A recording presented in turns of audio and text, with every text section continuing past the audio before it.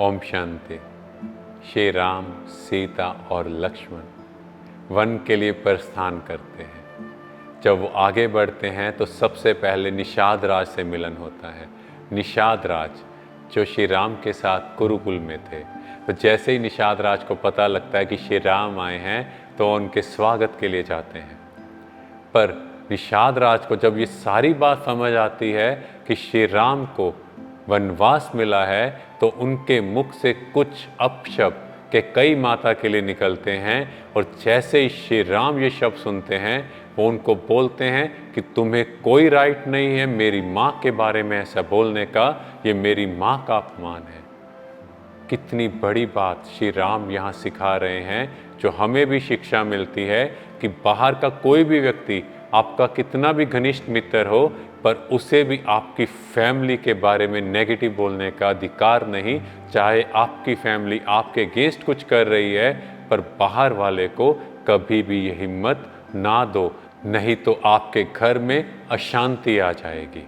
उसके बाद निषाद राज श्री राम को वहीं रुकने के लिए कहते हैं कि आप यहीं रुको, आप ही यहाँ का राज्य करो और सब सुख सुविधाओं से भरपूर रहो। पर श्री राम उन्हें कहते हैं, मैं अपनी मर्यादा का उल्लंघन नहीं कर सकता, मैं ज़मीन पर सोऊंगा और कंदमूल ही खाऊंगा, क्योंकि मैंने प्रतिज्ञा की है 14 वर्ष के संन्यास के लिए। यहाँ से हमें ये शिक्षा मिलती है कि एक मर्यादा पुरुषोत्तम आत्मा को कैसा होना चाहिए, जो अपनी मर्यादाओं का पालन करने के लिए उसे कैसे भी सुख सुविधाएं मिल रही हैं, पर वो कहते मेरे लिए वचन सबसे पहले है।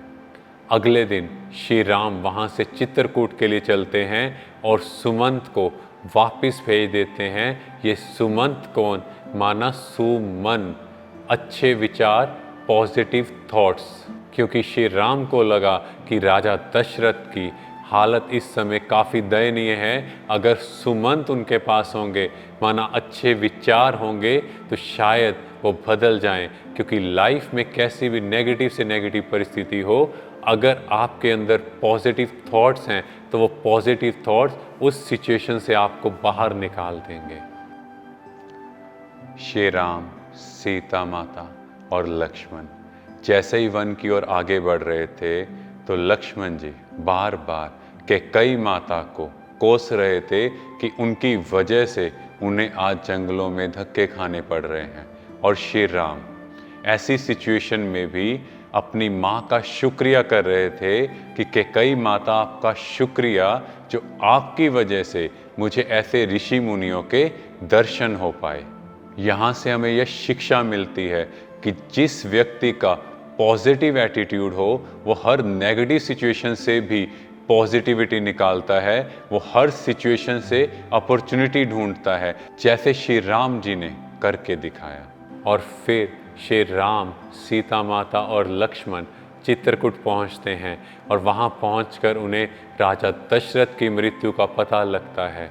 और इतने में भरत भी अपने मामा के घर से वापस आते हैं, उन्हें सारी कहानी का पता लगता है। तो वो कैकेयी माता को बहुत सुनाते हैं और कहते हैं कि मैं श्री राम को लेने के लिए जा रहा हूँ, जो भी मेरे साथ चलना चाहे वो चल पड़े।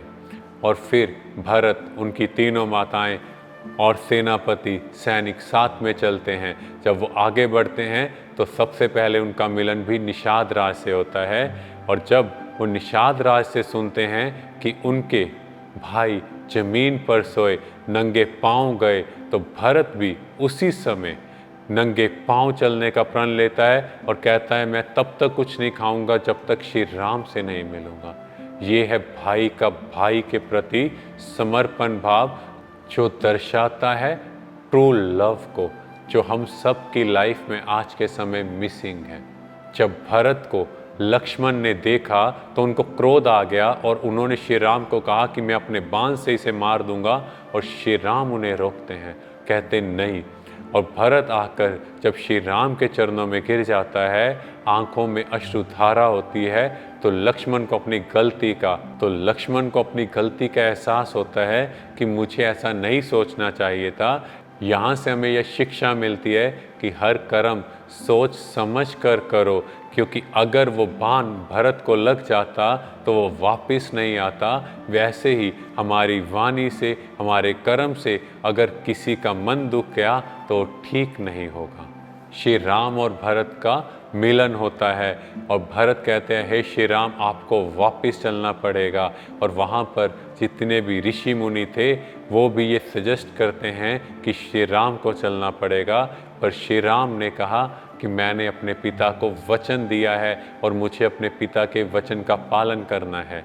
अब दोनों तरफ से राम फंस गए, एक तरफ सब ऋषि मुनियों की सजेशन और एक तरफ पिता का वचन। तो श्री राम कहते हैं कि हे भरत, तुम मेरी चरण पादुकाओं को ले जाओ, इन्हें राज सिंहासन पर रख दो, ये समझना कि मैं ही राज्य चला रहा हूँ। और जब भी तुम्हें कोई सजेशन की ज़रूरत हो तो वरिष्ठ ऋषि मुनि हैं, आप इनकी सजेशन लो, सुमंत जी की सजेशन लो और इस तरह से राज्य चलाओ।